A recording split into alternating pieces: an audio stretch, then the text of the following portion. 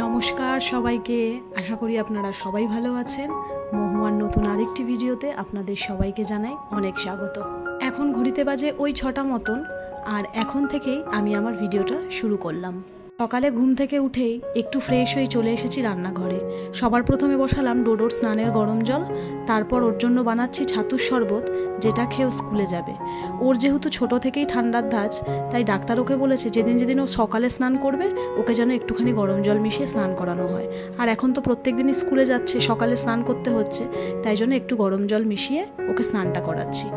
আজকে যেহেতু রান্নার সকালের প্রেশারটা একটু কম, মানে ডোডোর টিফিনের ব্যাপারটা নেই, তাই জন্য ভাবলাম চট করে আগে ফুলটা তুলে নিই, তারপরে অন্য কাজ করব। আসলে গতকাল আমরা দুবেলায় যেহেতু নিমন্ত্রণ খেয়েছি, তাই ডোডো আজকে বলল আমাকে টিফিনে সেরকম কিছু দিতে হবে না, তুমি হালকা কিছু টিফিনে দিও। তাই ওই বাউলি, কেক, এই সমস্ত কিছুই টিফিনে আজকে দিয়ে দিয়েছি বলে অতটা চাপ নেই। আর গাছে আজকে অনেক ফুল ফুটেছিল, প্লাস্টিকে করে ফুলটা তুলে রাখি বলে যদি পুজো করতে কোনো সময় বেলাও হয়, ফুলটা না কিচ্ছু হয় না। তারপরে এই যে ডোডোকে নিয়ে বেরিয়ে পড়লাম। আজকে ওকে আমি স্কুলে দিতে যাচ্ছি, কারণ গতকাল অজয় আর আমার দেওরের যেহেতু কাজের অনেকটাই প্রেশার ছিল, আর ওকে তো আমার দেওরই দিয়ে আসে স্কুলে, তা আজকে সকালে আর ওদেরকে বিরক্ত করলাম না। তাই আমি ভাবলাম এই সামনেই গলিটা দিয়ে বেরোলেই বাস আসে, তুলে দিয়ে আসি। এই ডাইনিং টেবিলটা নেওয়ার পরে অনেক দিন ধরেই ভাবছিলাম যে আমি ডাইনিং টেবিলটা ডেকোরেশনের জন্য কিছু জিনিস কিনেছি, সেটা সাজাবো আর তোমাদের সাথে শেয়ার করব, কিন্তু কিছুতেই হয়ে উঠছিল না বিভিন্ন কাজের জন্য। তাই আজকে ভেবেই রেখেছিলাম স্কুল থেকে এসে আগে সবার প্রথমে এই কাজটা করব, তারপরে অন্য সব কাজ সারবো।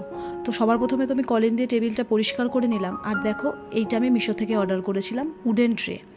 এত ভালো আর এত অ্যাফোর্ডেবল বাজেটের মধ্যে জিনিসটা পেয়েছি না। অ্যাকচুয়ালি এটা আমি একজনের ভিডিওতে দেখেছিলাম, তারপর এটা আমি সার্চ করে মিশো থেকে পেয়েছি।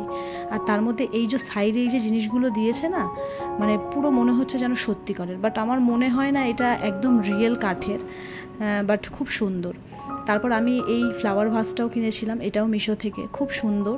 এই ফ্লাওয়ার ভাসটার দুটো কালার অপশান ছিল, একটা ব্ল্যাক একটা হোয়াইট, কিন্তু আমার মনে হলো আমার ডাইনিং টেবিলের যে কালার কম্বিনেশানটা, এটার সঙ্গে হোয়াইটটা খুব ভালো লাগবে, তো সেই জন্য আমি এই হোয়াইটটা কিনেছি।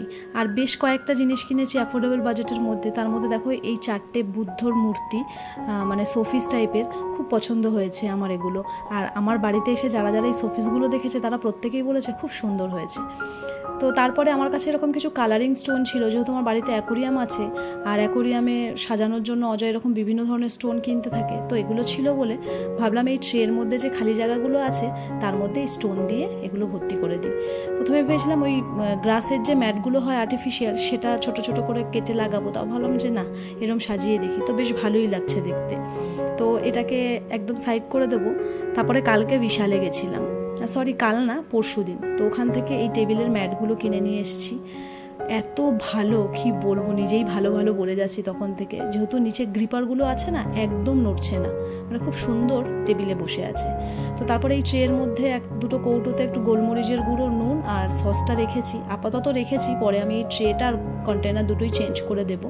তো কেমন লাগছে, আমি খুব তামঝাম করিনি, সিম্পলের মধ্যে আমি রেখেছি, আমার ভালো লাগে সিম্পল জিনিস, সেই জন্য। কেমন লাগছে তোমরা জানিও। আর এই কোণা দিয়ে থাকে হচ্ছে ডোডোর ক্যারাম বোর্ডটা, যেহেতু ঘরে তো আমার সেরকম জায়গা নেই, তাই ওখানেই রেখে দিয়েছি। তো সকালবেলা অনেক জামা কাপড় কেচেছিলাম, একটু বৃষ্টি পড়ছিল বলে সকালের দিকে আর মেলতে আসিনি, তাই এখন ভাবলাম হালকা হালকা একটু রোদ উঠেছে, জামা কাপড়গুলো সব মেলে দিই। বর্ষার দিনে এই একটা সমস্যা, বৃষ্টি হলে জামা কাপড় কাচারও উপায় নেই, আর জামা কাপড় কাচার পরে কিভাবে সেগুলোকে শুকাবো সেইটা নিয়ে থাকে একটা দুশ্চিন্তা। আর আমি যেখানে ভাড়া থাকি, আমার ঘরের ভেতরে একদমই দড়ি টানিয়ে জামা কাপড় মেলার কোনো জায়গা নেই, তাই আমার অনেকটাই অসুবিধা হয়। আমি চেষ্টা করি ছাদেই জামা কাপড়টা শুকিয়ে নিয়ে আসার। পরে নিচে এসে এখানে একটু গরম জল বসালাম, একটু গার্গেল করব, কারণ ওই যে কদিন আগে বললাম গলাটা একটু ব্যথা হয়েছে, গলার ভেতরটা একটু ফুলেছে, সেই জন্য একটু গরম জলে গার্গিল করব। আর চাটাও বসিয়ে দিয়ে যাচ্ছি, চাটা করে গার্গিলটা করে এসে তারপরে চাটা খাবো। কিছুতেই বুঝতে পারছি না গলার ভেতরটা যে ফুলেছে, আহামরি যে খুব একটা ব্যথা আছে তা না, যে আমি ব্যথায় খেতে পাচ্ছি না, আমার খুব কষ্ট হচ্ছে, কিন্তু হ্যাঁ, ঢোক গিলতে গেলে হালকা গলাটা একটু ব্যথা ব্যথা অনুভব হচ্ছে। তাই ভাবছি একটা ডাক্তারও দেখিয়ে নেব, একটু টেনশনও মনে মনে হচ্ছে। যাই হোক, গার্গিল করে চাটা খেয়ে, অনেক জামা কাপড় ছিল ঘরে, যেহেতু গতকাল দুবেলায় নিমন্ত্রণ খেতে গেছিলাম, বেশি শাড়ি কাপড় ছিল, তা সেগুলো গুছিয়ে নিলাম। আর শাড়ি কাপড়ের থেকেও নামিয়েছিলাম এক গাদা ব্লাউজ।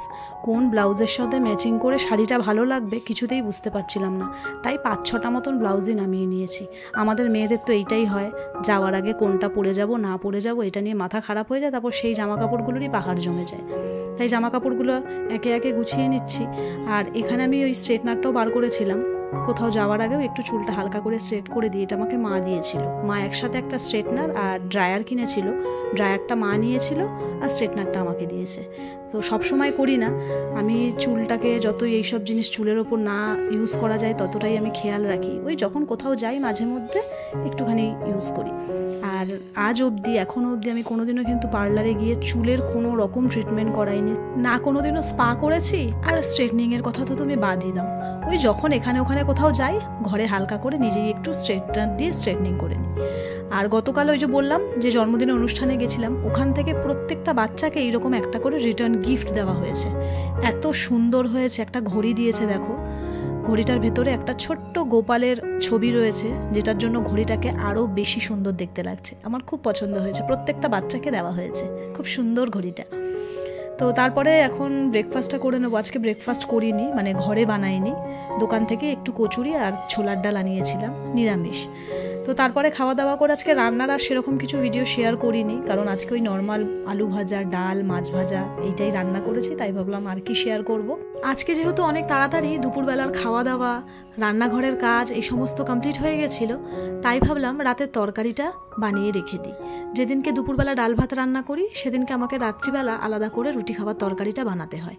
তাই ভাবলাম এখন আর বিশ্রাম নেব না, একেবারে তরকারিটা বানিয়ে নিয়ে তারপরে বিশ্রাম নেব। তাহলে চলো আজকের মতন ভিডিওটা এখানে শেষ করি। যদি ভিডিওটা ভালো লাগে অবশ্যই একটা কমেন্ট করে জানিও। তোমাদের এক একটা কমেন্ট আমাকে অনেকটাই বেশি উৎসাহিত করে আর আমাকে এগিয়ে যেতে অনেকটাই সাহায্য করে। আর ভালো লাগলে একটা লাইক করো।